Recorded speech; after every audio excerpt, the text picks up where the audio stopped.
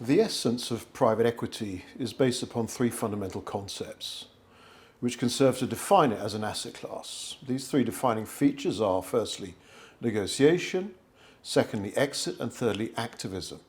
Negotiation is a feature because private equity involves investment in private companies and the acquisition of a significant stake. A private equity investor does not simply place an order with a stockbroker, but rather negotiates with owners and management.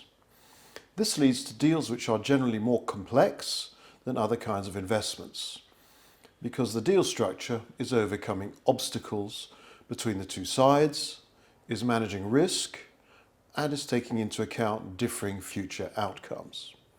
This makes it more complicated, and that requires a lot of negotiation and negotiation skills.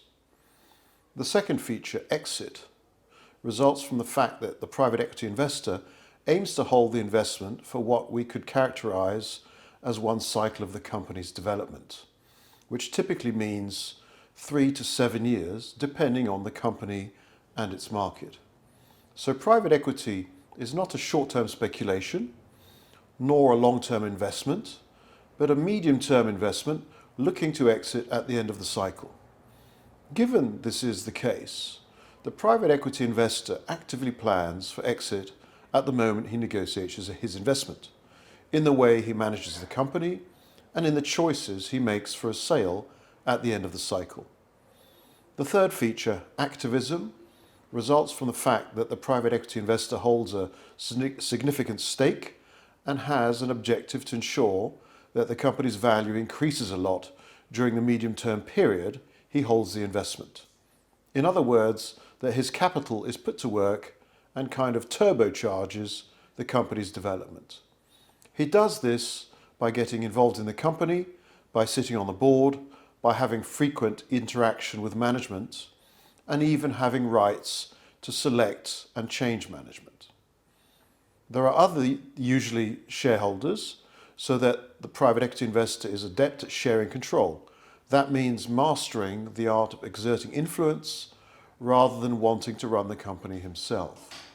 Where does private equity fit into the totality of asset classes, which include fixed income funds, quoted shares funds, money market funds, hedge funds, infrastructure funds, and real estate funds?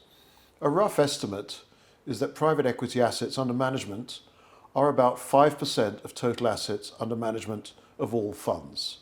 So private equity is a small part of the totality of financial assets, but it has a disproportionate influence because of the impact of its investments on companies' decision-making. It is also often in the news as a result of some of the relatively few very large leverage buyout transactions, as well as the venture-backed so-called unicorns, such as, for example, Uber. We should be careful to be clear about the different labels used in the US and Europe. In the US, the terms used are venture capital, which refers to investing in innovative companies, and private equity, which refers more to leverage buyouts of larger traditional companies.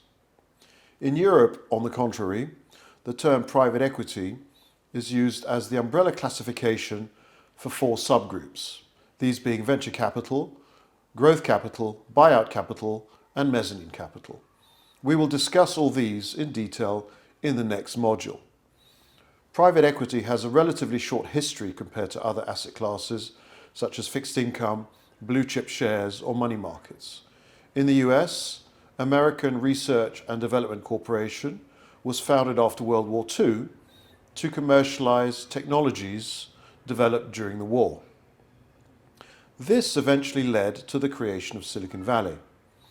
In the UK, Commonwealth Development Corporation and Investors in Industry were founded in the late 40s to provide better access to finance by SMEs. There were early examples of private equity-backed companies like Apple or FedEx, but overall the industry remained quite small until the 80s, when leveraged buyout funds like KKR emerged to acquire and break up the inefficient conglomerates that had developed in the US during the 70s. The 90s saw continued development, stimulated by a combination of easier credit and the development of telecoms and the internet. Despite a correction in the year 2000, the market grew very fast until the crisis of 2009, following which it was reset at a lower level. It is important to point out that as an asset class, private equity recovered quite quickly from the crisis compared to others. The first markets in which private equity developed were the US and the UK, with other developed markets such as Germany, France, Scandinavia and Italy developing from a lower base starting in the 1980s. Emerging markets also began their development in the 80s and now represent about 20% of all private equity assets under management. Emerging Asia accounts for 2/3 of this, with the rest divided between Central Europe and the CIS, Middle East and North Africa, Latin America and Sub-Saharan Africa. Development of these markets tends to be intermittent.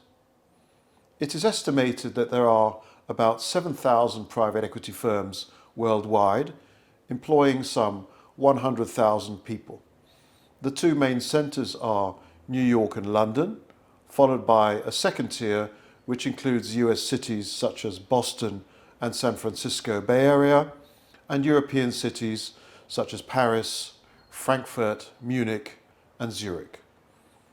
Traditionally, private equity has been an unregulated asset class, given that private equity investors are considered qualified investors, with most fund regulation globally being designed by regulators to protect ordinary people, which makes these regulations unsuitable for private equity. Private equity funds are therefore mainly incorporated in offshore financial centres, which have light regulations. Following the 2009 financial crisis, some regulators decided that one segment of the industry, that of very large leveraged buyout funds, needed to be better regulated.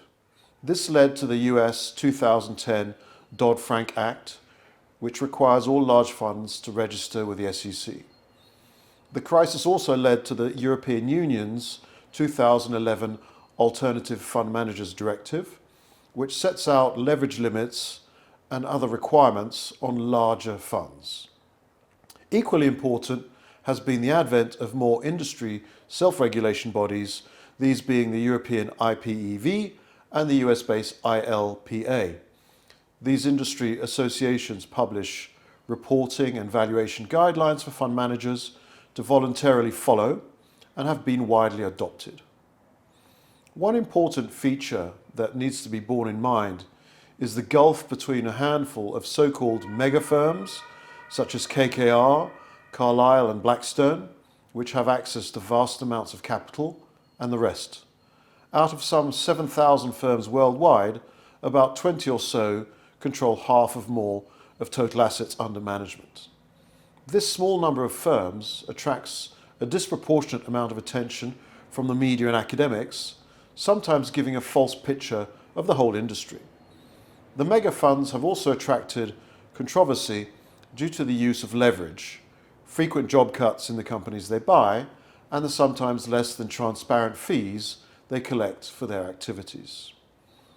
To understand private equity, it needs to be remembered that the vast majority of private equity firms are so-called mid-cap and venture capital firms, investing in small and medium-sized companies. In the debate about the merits of private equity, many would argue that mid-cap private equity contributes to society in a way that big firms do not.